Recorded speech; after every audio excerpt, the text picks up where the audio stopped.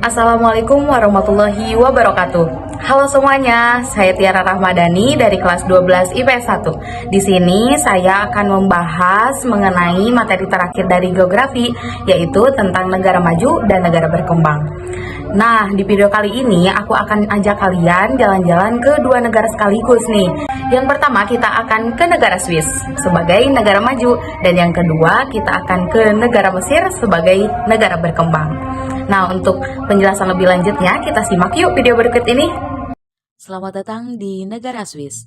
Swiss merupakan negara yang tidak memiliki laut dan wilayahnya berada di Eropa Tengah. Batas wilayahnya yaitu berbatasan dengan Jerman di utara, Austria dan Liechtenstein di timur, Italia di selatan, dan Perancis di barat. Secara astronomis, Swiss terletak antara 45 derajat dan 47 derajat lintang utara, serta 5 derajat dan 11 derajat bujur timur. Luas wilayah Swiss sekitar 41.290 km persegi, yang menjadikannya negara kecil namun sangat kaya secara ekonomi dan terkenal dengan pemandangan alamnya yang sangat menakjubkan.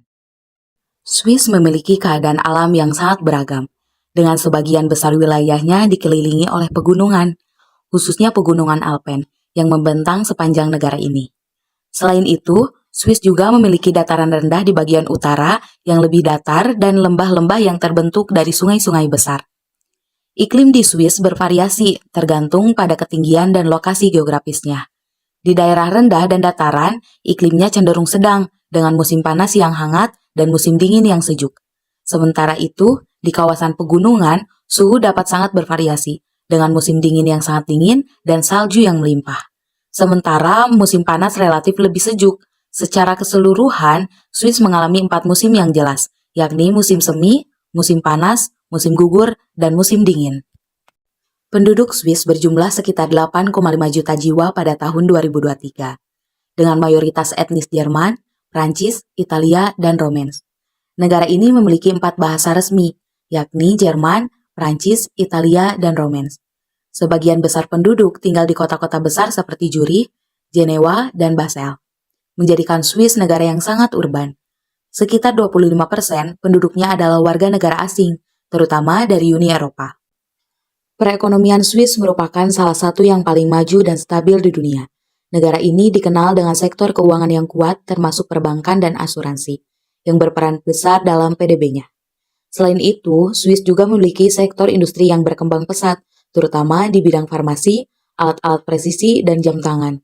Sektor pertanian di Swiss relatif kecil, namun negara ini terkenal dengan produk susu, coklat, dan keju. Swiss mengadopsi kebijakan ekonomi yang konservatif dan memiliki tingkat inflasi yang rendah. Meskipun tidak menjadi anggota Uni Eropa, Swiss memiliki hubungan perdagangan yang erat dengan negara-negara Uni Eropa dan tetap menjadi pusat bisnis global. Swiss menjadi salah satu negara maju di dunia karena berbagai faktor, di antaranya Swiss memiliki ekonomi pasar bebas yang maju dan kompetitif. Swiss menjaga intervensi pemerintah dalam perekonomian seminimal mungkin, sehingga mendorong pertumbuhan bisnis. Swiss dianggap sebagai negara yang melindungi kepemilikan pribadi dengan sangat baik, terintegrasi erat dengan ekonomi negara lain, dan memiliki stabilitas politik yang baik, serta tenaga kerja yang terampil, lalu memiliki produk domestik bruto atau PDB per kapitanya yang tinggi. Swiss memiliki 3 wilayah geografis yang berbeda, yaitu Pegunungan Alpen, Dataran Tinggi Tengah, dan Jura. Lalu, Swiss memiliki keterlibatan publik yang luas dalam proses pengambilan keputusan. Dan Swiss merupakan anggota sejumlah organisasi internasional seperti PBB, Dewan Eropa, dan Organisasi untuk Keamanan dan Kerjasama di Eropa. Setelah dari negara Swiss, sekarang kita tiba di negara Mesir. Mesir merupakan negara yang berada di benua Afrika Utara, tepatnya di ujung timur laut benua Afrika. Secara geografis, Mesir berbatasan dengan Laut Mediterania di utara, Laut Merah di timur, Sudan di selatan, dan Libya di barat. Secara astronomis, Mesir terletak antara 22 derajat hingga 31 derajat garis lintang dan 25 derajat hingga 35 derajat garis bujur.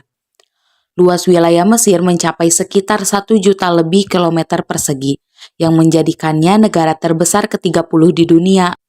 Keadaan alam di Mesir didominasi oleh gurun yang luas, dengan sebagian besar wilayahnya terdiri dari gurun Sahara.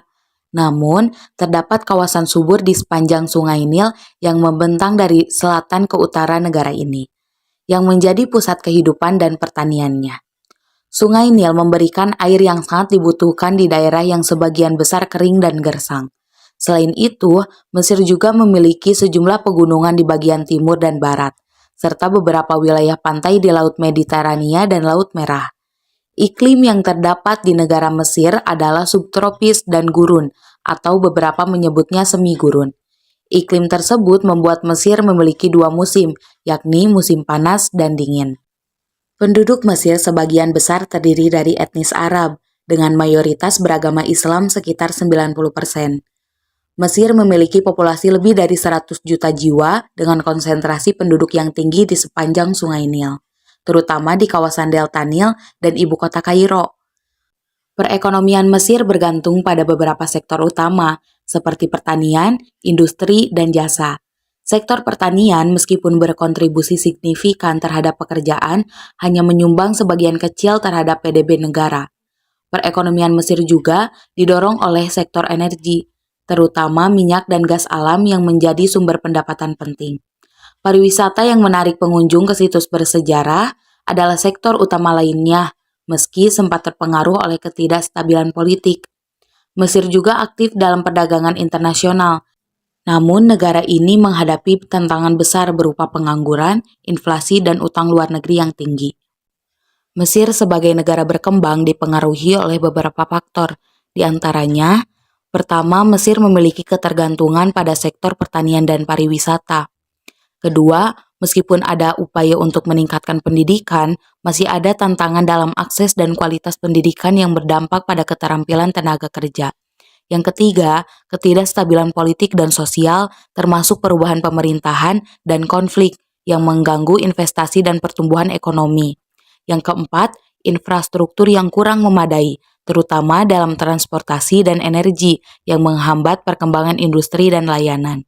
Yang kelima, pertumbuhan populasi yang cepat menambah tekanan pada sumber daya dan layanan publik seperti kesehatan dan pendidikan. Nah, gimana? Udah puas kan jalan-jalannya? Oke, sekian video dari saya. Semoga dapat bermanfaat bagi kita semua. Kurang lebihnya mohon maaf. Terima kasih banyak yang sudah menonton video ini sampai selesai. Wassalamualaikum warahmatullahi wabarakatuh. Dadah, bye-bye.